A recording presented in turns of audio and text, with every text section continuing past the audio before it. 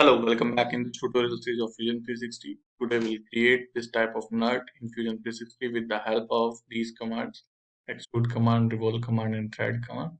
So now I'm closing this window and go to the Fusion 360 interface where we will create this type of nut with the help of these commands.